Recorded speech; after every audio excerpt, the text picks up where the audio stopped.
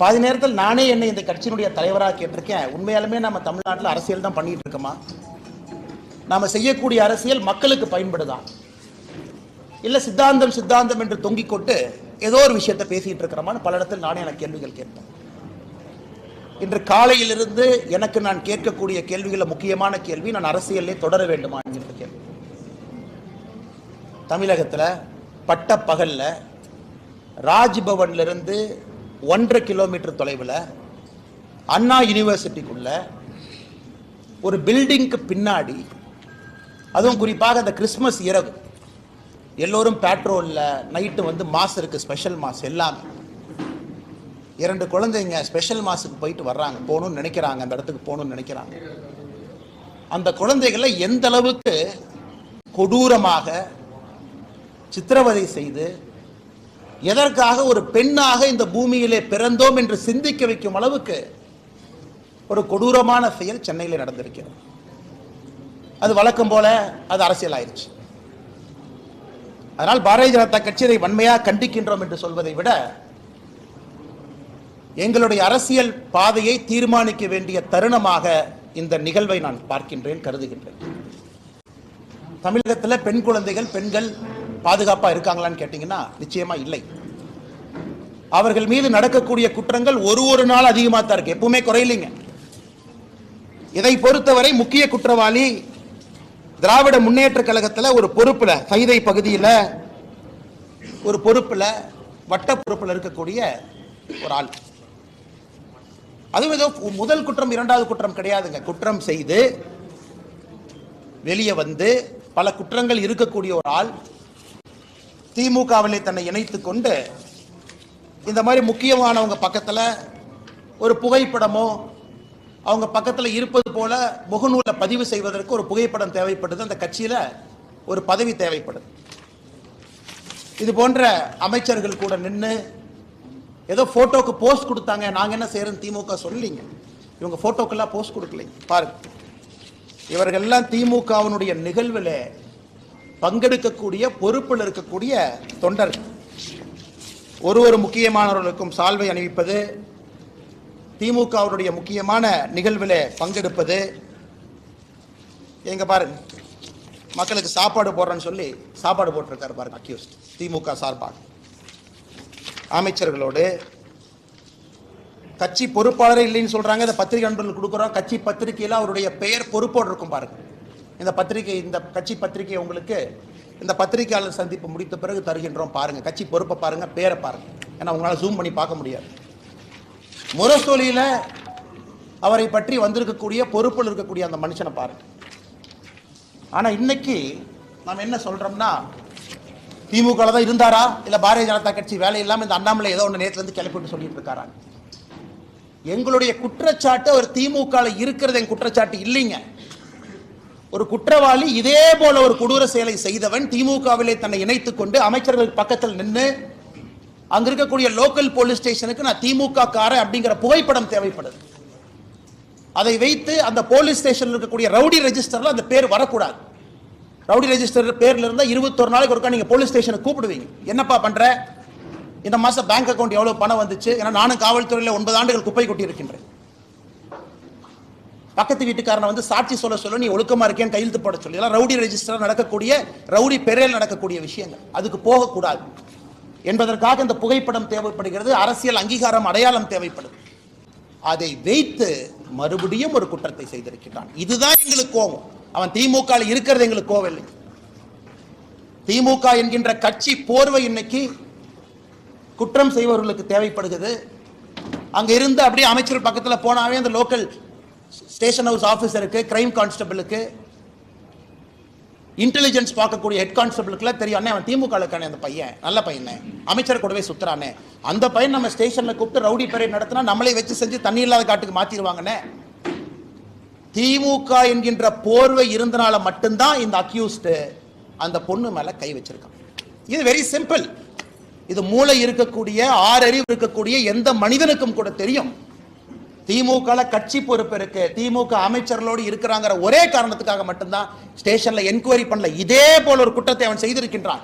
அதே குற்றத்தை இரண்டாவது முறை செய்திருக்கின்றான். இதுக்கு நீங்க அடிச்சீங்க பாருங்க பெல்ட்டி அமைச்சர்கள்லாம். எஃப்ஐஆர் எப்படி சார் லீக் ஆச்சு? இந்தியா முழுவதுமே crime criminal tracking network system CCTNS எல்லா போலீஸ் ஸ்டேஷனும் இணைக்கப்பட்டிருக்கிறது ஃபைபர் ஆப்டிக் கேபிள்ல. டேட்டா என்ட்ரி பண்ணோடனே மாஸ்டர் சர்வருக்கு போகும். அதுக்கு ஒரு கண்ட்ரோல் ரூமுக்கு ஒரு எஸ்பி இருக்கார், இன்ஸ்பெக்டர் இருக்கார். எப்படி அந்த எஃப்ஐஆர் வெளியே வந்துச்சு? போலீஸ் டிபார்ட்மெண்ட்டை தவிர அந்த எஃப்ஐஆர் யாரு வெளியே விட முடியும்? எல்லாமே இன்டர்நெட் புரோட்டோகால் ப்ரொடெக்டட். அவ்வளவு ஈஸியா ஹேக் பண்ண முடியாத சிஸ்டத்தை. அது ஒரு எஃப்ஐஆரா சார்? ஒரு படிக்காத எழுதுனா கூட ஒழுக்கமா ஒரு எஃப்ஐஆர் எழுதுவோம். அதுல குற்றம் செஞ்சது அந்த பொண்ணா, குற்றம் செஞ்சது அந்த அயோக்கியனானே சந்தேகமா இருக்கு. ஏதோ பொண்ணு குற்றம் செஞ்ச மாதிரி எஃப்ஐஆர் எழுதியிருக்கீங்க. அதையெல்லாம் படிச்சா ரத்தம் கொதிக்குது. நான் என்னுடைய காதலனோடு நான் போனேன், ஒதுக்குப்புறமாக ஒதுங்கி இருந்தேன், என் காதலனுக்கு நான் கிஸ் கொடுத்துக்கிட்டு இருந்தேன். இதெல்லாம் ஒரு எஃப்ஐஆரா சார்? காக்கி சட்டையை போட்டுட்டு அந்த ஸ்டேஷன்ல ஒருத்தவங்க எஃப்ஐஆர் இருக்கீங்களே, வெக்கமா இல்லையா உங்களுக்கு? வெக்கமா இல்லையா? குற்றம் நடந்தது அந்த பெண்ணுக்கு. அந்த எஃப்ஐஆர் படிச்சு அந்த எஃப்ஐஆர் கோர்ட்ல நிக்குமா சார்? ஆனா ஆயிரக்கணக்கில் எஃப்ஐஆர் எழுதி இருக்கு, அல்ல கோர்ட்ல நிக்குமா? அந்த பொண்ணு ஏதோ தன்னுடைய காதலனோடு பிரைவேட்டா ஒரு மொமெண்ட்டை ஸ்பெண்ட் பண்ணதாகவும் கிஸ் கொடுத்துக்கிட்டு இருந்ததாகவும் இவன் புதர் மறைவிலிருந்து வெளியே வந்து புகைப்படத்தை எடுத்து மிரட்டி, என்ன சார் என்ன இதான் ஒரு எஃப்ஐஆர் டிராஃப்டிங்கா? அந்த எஃப்ஐஆர் லீக் பண்ணிருக்கீங்களா சார்? பொண்ணு பேரு, மொபைல் நம்பர், அப்பா பேரு, ஊரு. வெக்க பண்ணு. திமுக யாராவது மரியாதை இருந்தா வெக்க பண்ணியா? நீங்களாம் வெக்கப்படும். பொண்ணு, ஊரு, அப்பா, என்ன அந்த பொண்ணு குடும்பத்தையே நாசம் பண்ணிட்டீங்க. 7 தலைமுறைக்கு ஒரு அடையாள ஒரு இதை கொடுத்துருக்கீங்களா? கருப்பு புள்ளியை கொடுத்துருக்கீங்களா? மனுஷங்களா நீங்களா? அதுக்கு அமைச்சர் கேள்வி கேட்கிறார். 3 மாசம் தமிழ்நாடு அமைதி பூங்காவா இருந்துச்சாமா, இந்த அண்ணாமலை திரும்பி வந்தானாமா, மறுபடியும் கலவரம் வெடிச்சு. வெக்க பண்ணையா நீங்களா மினிஸ்டரா இருக்கிறது? வெக்க பண்ண. இந்த ஒரு கட்சி பொறுப்புல இருக்கிறனால மரியாதையா பேசிட்டு இருக்கு. தேசிய கட்சியினுடைய மாநில தலைவர் இந்த வெங்காய பொறுப்புல இருக்கிறார், அதனால மரியாதையா பேசணும்னு சொல்லி கொடுத்தனால மரியாதை கொடுத்த கூட்டலாம் பேசிட்டு இருக்கு. வீதிக்கு தனி மனிதனா வந்தா வேற மாதிரி இருக்கும். நான் பேசுறது பிரதமர் மோடி அவரை ரிஃப்ளெக்ட் பண்ணுங்கறதுக்காக ரொம்ப அமைதியா நாகரிகமா பேசிட்டு இருக்கு. வெக்கப்படும். திமுக இருந்தா நான் சொல்லியா? திமுக பொறுப்புல அவன் இருந்தனால தான் போலீஸ் ஸ்டேஷன் அவனை செக் பண்ணல. அவனை போலீஸ் ஸ்டேஷன்ல செக் பண்ணாதனால தான் அவன் தைரியமா வெளியே வந்தான். அவன் தைரியமா வெளியே வந்து அந்த எஃப்ஐஆர் படிச்சா ரத்தம் கொதிக்கிற நமக்கு. ரத்தம் கொதிக்கிற. என்ன எஃப்ஐஆர் டிராஃப்ட் பண்ணிருக்கீங்க? என்ன எஃப்ஐஆர் டிராஃப்ட் பண்ணிருக்கீங்க?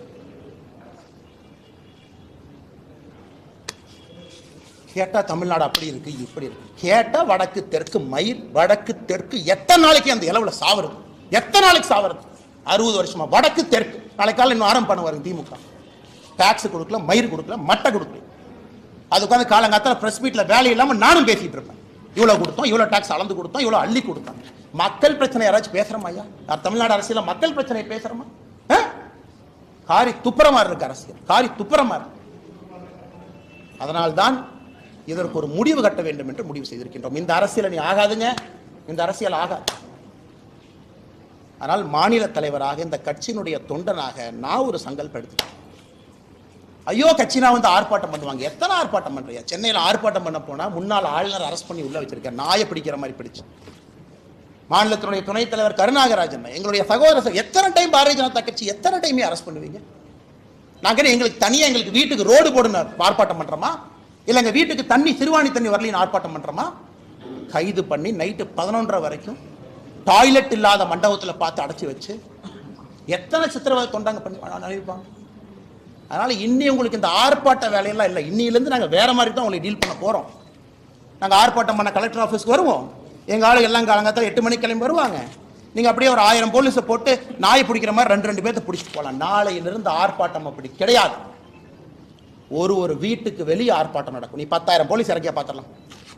நான் ஒரே இடத்துல அப்படியே என் தொண்டனை கூட்டிட்டு வருவேன், லட்டம் தர மாதிரி அமுத்திட்டு போயிருவீங்க. நீங்க ஒரு வீட்டுக்கு முன்பு நாளை பாரதிய ஜனதா கட்சியின் தொண்டன் காலையில் 10 மணிக்கு வெளியே வந்து நிற்பான்.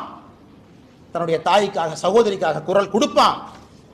இந்த அண்ணாமலை நாளைக்கு என்ன செய்ய போறேன்னு சொல்ற கேட்டு எல்லா பலத்தையும் பயன்படுத்திட்டோம், பேசிட்டோம். என்ன உங்க கையில ஊடக பலம் இருக்கு, உங்க கையில சினிமா துறை இருக்கு. ஒரு படத்தை எடுத்து வடக்கு தெற்கு நீ பிரிச்சா வேலை முடிச்சு போச்சு உனக்கு. உங்க கையில எல்லாம் அவா விருது கொடுக்கறதுக்கு பேசுறதுக்கு ஆளு இருக்கிறாங்க. சமூக நீதினு பேசுறதுக்கு 10 பேர் இருக்கா. பாரதிய ஜனதா கட்சினா சமூக நீதி இல்லைன்னு பேசுறதுக்கு 50 பேர் இருக்கா. ஆனால் நாளை எனக்கு நானே சாட்டை அடி கொடுக்கக்கூடிய நிகழ்வை காலை 10 மணி என்னுடைய வீட்டுக்கு வெளியே நான் நடத்தப்போம். நான் எனக்கு முருகபெருமானுக்கு சூர சம்ஹார பெருமை இந்த தீவிரம்லாம் அழிக்கிறது. நாளை காலை 10 மணிக்கு மாநில தலைவராக என்னுடைய இல்லத்திற்கு வெளியே நான் நின்று சாட்டையால் என்னை 6 முறை நான் அடித்துக் கொள்ள போகிறேன். சாட்டை என்னை அடிச்சுட்டு போறேன். நாளையிலிருந்து திமுக என்கின்ற கட்சி தமிழகத்தில் ஆட்சியிலிருந்து அகற்றப்படும் வரை நான் செருப்பு போட மாட்டேன். இந்த அரசியல் நாடு 3 வருஷம் பண்ணி பார்த்துட்டேன். அது ஒரு முடிவு வரணும். இன்னைக்கு முடிவு வந்தே ஆகும். சும்மா இத்தனை நாளைக்கு எத்தனையாக நானும் வண்டி ஓட்டுறது, வந்தது வேறு செய்வது வேறு, நடந்து கொண்டிருப்பது. நாளையிலிருந்து திமுக ஆட்சியிலிருந்து அகற்றப்படும் வரை இந்த பத்திரிகையாளர் சந்திப்பு முடிச்சு என் செருப்பை கழட்டுனா நீ ஆட்சியிலிருந்து இறங்குற வரைக்கும் நான் செருப்பு போட மாட்டேன். பார்த்துலாம். நாளையிலிருந்து 48 நாட்கள் நான் விரதம் இருக்க போகிறேன். பிப்ரவரி 2வது வாரம் முடியும். 6 படை வீட்டுக்கு நான் போக போறேன். முருகபெருமான்கிட்ட முறையிட போறேன். எல்லாத்திட்டையும் முறையிட்டாச்சு. நேஷனல் கமிஷன் ஃபார் உமன் முறையிட்டாச்சு. காலகட்டத்தில் வேலையெல்லாம் உட்காந்து லெட்டர் எழுதியிருக்கேன். பாருங்க 3 பேஜ் வேலையெல்லாம். அம்மா வாங்கம்மா, தயவு செஞ்சு பிடிங்கம்மா, இவங்கெல்லாம் வயலேட் பண்ணிட்டாங்கம்மா, செக்ஷன் பாருங்கம்மா. எத்தனை கடிதம் எழுது. ஹியூமன் ரைட்ஸ் கமிஷன் 15 கடிதம் எழுதியாச்சு. நேஷனல் கமிஷன் ஃபார் உமனுக்கு எழுதியாச்சு. வேலையெல்லாம் உட்காந்து எழுதி ட்விட்டரில் போடுறதா வேலை.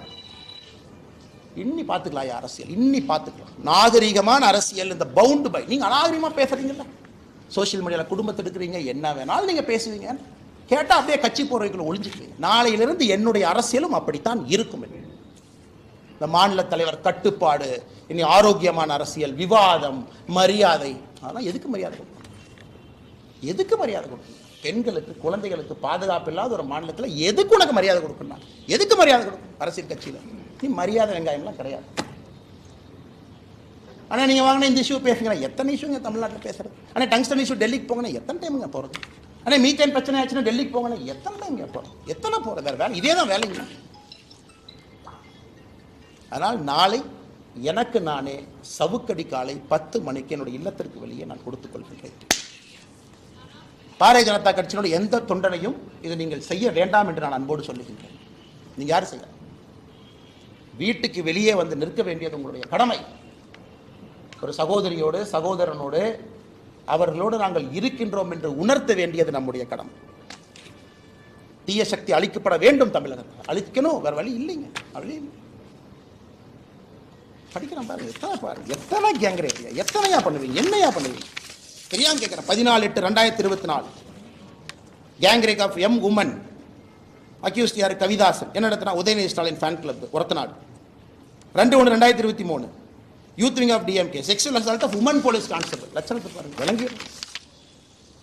22/3/2022 gang rape of 22-year-old woman in Virudhunagar after blackmailing ஒரு வீடியோ. எல்லாம் பாருங்க. கேட்டால் கட்சி அப்படி யாருமே இல்லை, எல்லாம் பொய் சொல்றாரு. அண்ணாமலை வந்ததுக்கப்புறம் இது வேலை இல்லாமல் செய்கிறாரு. அதனால் பத்திரிகை நண்பர்களே, வேறு வழி எங்களுக்கு இல்லை. மக்களுடைய கவனத்தை ஈர்ப்பதற்கு எங்களுக்கு வழி இல்லை. இது சாமானிய மிடில் கிளாஸ் பையன் கொதிக்கணியா? மிடில் கிளாஸ் ஆள் எந்திரிக்கணும். அவன் எந்திரிக்காமல அரசியல் எந்த மாற்றம் இல்லை. சும்மா அப்படியே பேசிட்டே வண்டி ஓட்ட வேண்டியதான். 1 country 1 election, அது 1 மாதம் ஓட்டு, இது 1 மாதம் ஓட்டு, டங்ஸ்டன் ஒரு 3 மாதம் ஓட்டு, மீத்தேன் ஹைட்ரோ கார்பன் 6 மாதம் ஓட்டு. அவ்வளோதான். நம்ம எல்லாம் மறந்துடுவோம். எதுக்காக இருக்கிறோம், என்ன வேலை செய்கிறோம்.